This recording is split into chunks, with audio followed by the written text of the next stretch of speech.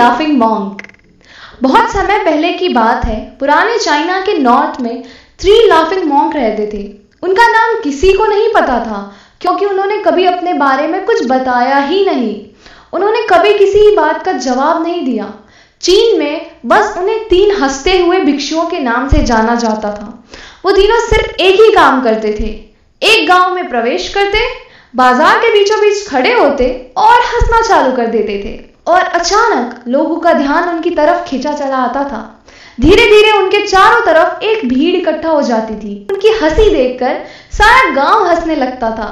जब वो पूरा गांव हंसी के समुंदर में डूब जाता था तो वो दूसरे गांव चले जाते थे। वो ना तो कुछ बोलते थे और ना ही कोई उपदेश देते थे और ना ही कोई शिक्षा। वो जहां भी जाते थे अपनी हंसी के साथ ऐसा माहौल बना देते थे कि लोग अपने सारे दुख दर्द भूलकर बस हंसने लगते थे। धीरे धीरे चाइना के लोग उन्हें बहुत प्यार करने लगे और पूरे चाइना में फेमस होते गए। 3 लाफिंग मॉन्क के नाम से चाइना के लोगों ने बहुत प्यार करते और उनका सम्मान करते।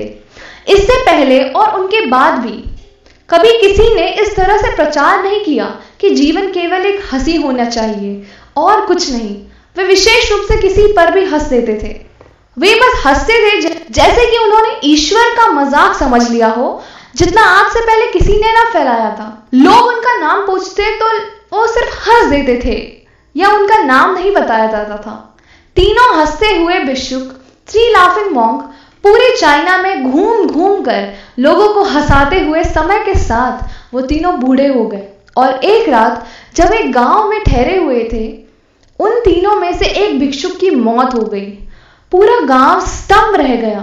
पूरा गांव बहुत ज्यादा उम्मीद कर रहा था, क्योंकि उन्हें लगता था कि जब उनमें से एक की मृत्यु हो गई होगी, बाकी जो 2 जरूर रोएंगे। यह देखने लायक होगा, क्योंकि किसी ने कभी इन लोगों को रोते हुए नहीं देखा था। जब सुबह हुई तो पूरा गांव इकट्ठा हुआ, लेकिन दोनों भिक्षुक तीसरे की लाश के पास खड़े होकर जोर जोर से हंसने लगे थे। ऐसी हंसी जैसी उन्होंने आज तक से पहले कभी नहीं हंसी हो। गांव के कुछ बड़े बुजुर्गों ने उन्हें समझाने की कोशिश की कि ये आपका साथी है, इसकी मृत्यु पर आपको हंसना नहीं चाहिए। तब उस दिन पहली बार उन भिक्षुकों ने लोगों से बात की और कहा, हम हंस रहे हैं क्योंकि यह आदमी जीत गया। हम हमेशा सोचते थे कि पहले कौन मरेगा, लेकिन इस आदमी ने पहले मरकर हमें हरा दिया। हम अपनी हार और इसकी जीत पर हंस रहे हैं। इसके अलावा यह कई वर्षों से हमारे साथ था। हम एक साथ हंसे, हमने एक दूसरे की मौजूदगी उपस्थिति का आनंद लिया। उसे अंतिम विदाई देने का इससे बेहतर तरीका और क्या ही हो सकता है। हम केवल हंस सकते हैं, लेकिन पूरा गांव उदास था। जब मृत भिक्षुक के शरीर को अंतिम संस्कार के लिए चिता पर लिटाया गया तो सारे गांव वालों को एहसास हुआ कि शेष 2 भिक्षुक केवल मजाक नहीं कर रहे थे, वो तीसरा जो मृत था वो भी हंस रहा था। चीन में यह प्रथा थी कि जब एक इंसान की मृत्यु हो जाती है तो उसके पुराने कपड़े उतारकर उसे नहला धुलाकर उसे नए कपड़े पहना दिया जाता है। लेकिन मरने के बाद उस भिक्षुक ने अपने साथियों से अपने कपड़े न बदलने के लिए कहा था। तीसरे भिक्षुक ने कहा, मुझे स्नान मत करवाना, क्योंकि मैं कभी अशुद्ध हुआ ही नहीं। मेरे जीवन में इतनी हंसी आई कि कोई अशुद्धता जमा ही नहीं हो सकती थी।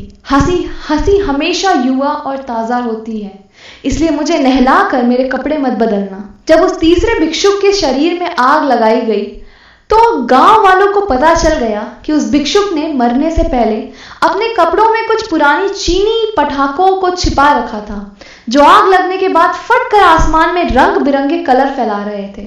यह देखकर एक बार पूरा गांव जोर जोर से हंसने लगा। तो इस तरह से वह तीसरा भिक्षुक मरने के बाद भी सारे गांव वालों को हंसा गया। और ये देखकर बाकी दोनों भिक्षुक ने कहा, चालाक आदमी तो मर चुके हो, लेकिन तुम्हें हमें एक बार फिर हरा दिया। तुम्हारे द्वारा गांव वालों के चेहरे पर पैदा की गई ये हंसी आखिरी हंसी थी। इस स्टोरी से, द लाफिंग मॉन्क से हमें एक चीज जरूर सीखने मिलती है, केवल बुद्ध ही ऐसे हंस सकते हैं। हंसना है तो खुद पर हंसो।